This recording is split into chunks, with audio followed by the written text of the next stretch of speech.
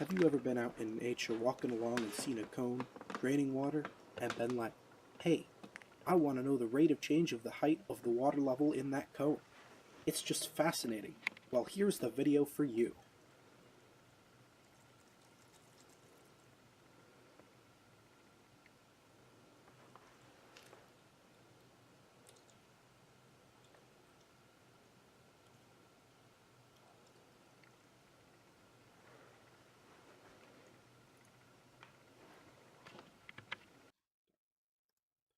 We are given a cone with a radius of 5 centimeters and a height of 14 centimeters when it is full. We know that it is draining into the bottom here at a rate of 2 centimeters cubic centimeters per second. We also want to find the rate at which the height is changing, or dH dt, the rate of change of height with respect to time, at h equals 6. So let's go ahead and write that information down, all that we know over here. So we know that the change in volume with respect to time, we know it's leaking at 2 cubic centimeters per second, and we need to find dH dt at point h equals 6. So let's start by using the volume equation to find dH dt.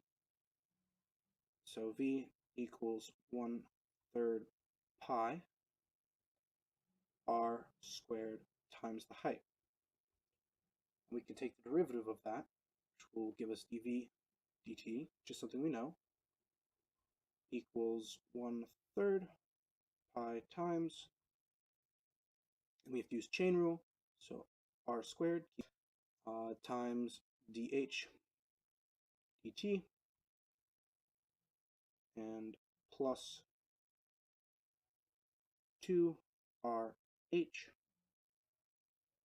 dr dt. So if we tried to fill in everything we know, we would find that we don't know dr dt, and using this equation we're looking for dH dt, and we can't find both simultaneously. So we're going to have to find a way to substitute something in for dr dt. We can substitute for r by using, we know that r over h is equal to 5/14, which means if we multiply both sides by h, that would give us r equals 5/14h. And that can be used to substitute for r.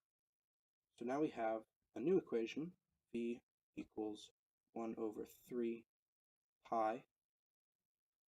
And this time we're going to use 5/14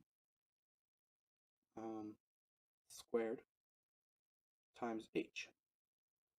Oh, I forgot the h there. There we go.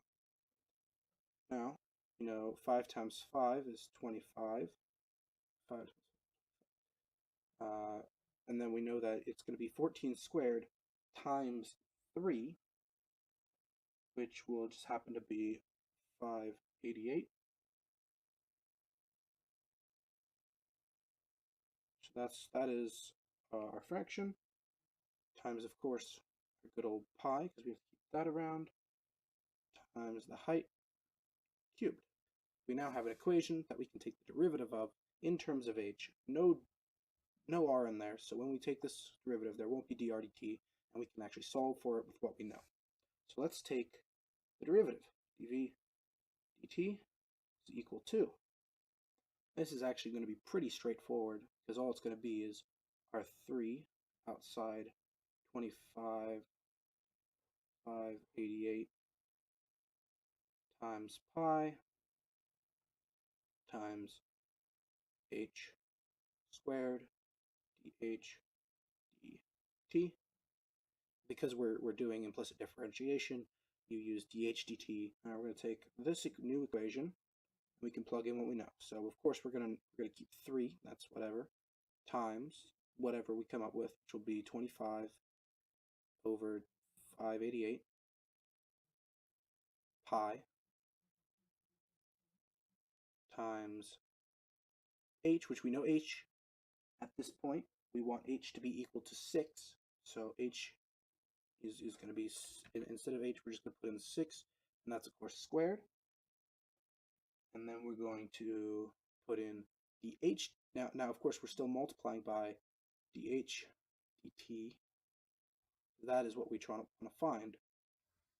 This is all equal to, of course, dv dt. So once we start to figure this out, it becomes 2 equals 3 times 25 times 36 divided by 588 times dh dt. We just have to take this, move it to the other side, with a little bit of math thrown in, gets you 0.138. Since volume is decreasing and the water is pouring out of this cone, we know that dH dt has to be negative. But that's something just figured out from the wording. You can also say that dV dt is negative, which would make this a -2 centimeters cubed